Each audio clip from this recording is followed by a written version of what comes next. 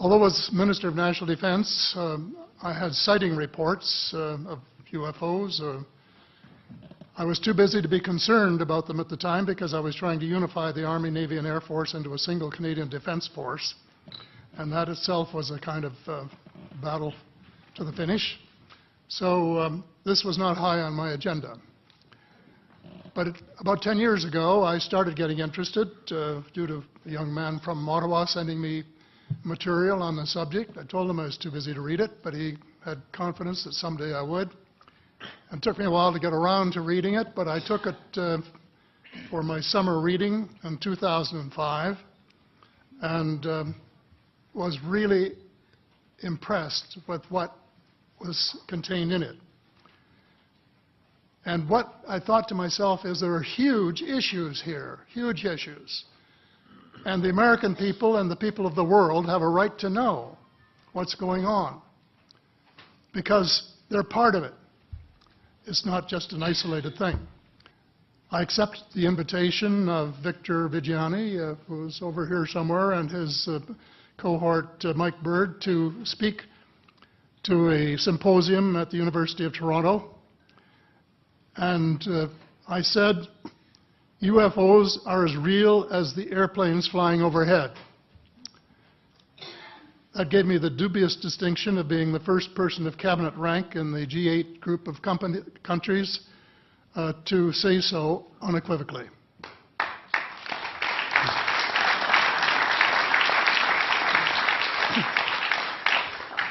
In the 1960s sometime, it was a flotilla of UFOs headed south that crossed into NATO territory in Europe. And the Commander-in-Chief of the Supreme Allied Headquarters in Europe was naturally very shaken.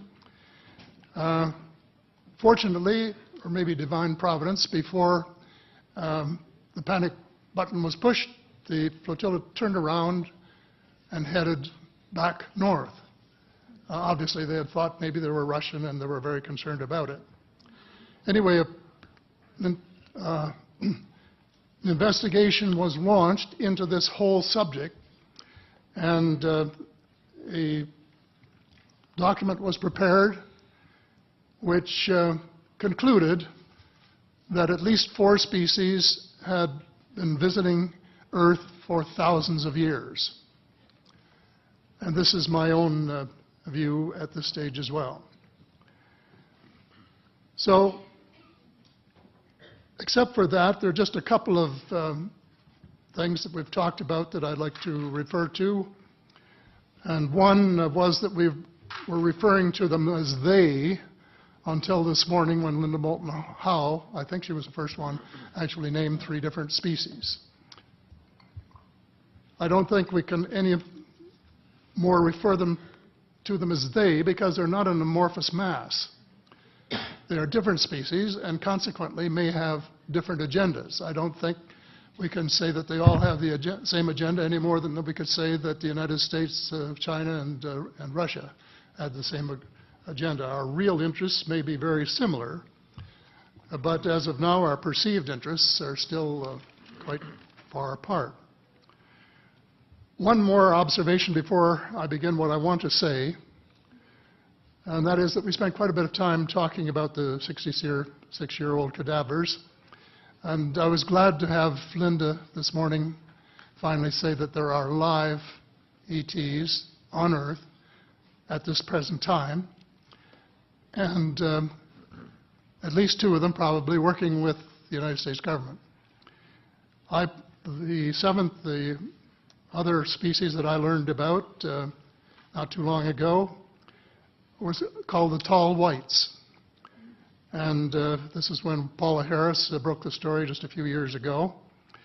And through her good offices, I had the chance to talk for about 3 hours with former Airman Charles Hall and listen to this absolutely fascinating story of how he was working with, first of all, he was scared out of his skin, but after that, when he got to know them, how he was working with, and finally they became to trust each other and have a good working relationship with the tall whites at the gunnery range at Indian Springs in Nevada, and these tall whites were living on United States Air Force property and working in cooperation with the United States Air Force and sharing technology with them. He wrote a book, incidentally, called Millennial Hospitality. There are 4 different versions, but Paula says that Millennial Hospitality number 2 is the best. I think that's the one I read, and it's a very interesting read if you want to sort of get inside the problem of what it's like to bump into these people floating across the terrain in the desert. Well, enough on that for now. My interest is in full disclosure. And my only caveat is I think probably I would say 95 to 98% full disclosure. I know of 1 or 2 things that I'm not sure should be in the public domain, at least yet. They will be someday, I'm sure, but not maybe immediately. But just as children survive the idea of the Tooth Fairy and Santa Claus when they become adult, I think that tax-paying citizens are quite capable of accepting the new and broader reality that we live in a cosmos teeming with life of various sorts. The fact that some other civilizations are more advanced than we are may be humbling. And it exists, and it's being kept secret by the same vested interests who control our destiny. Who are these vested interests, and what are they up to? Well, Senator, you were talking about a military junta.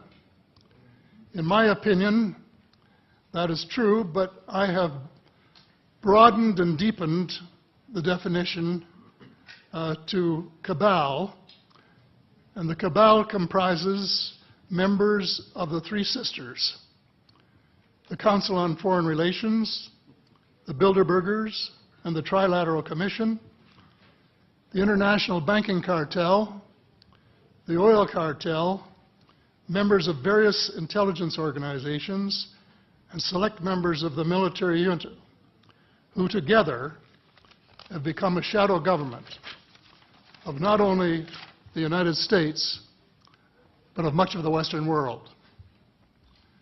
The aim of the game is a world government comprising members of the cabal who are elected by no one and accountable to no one.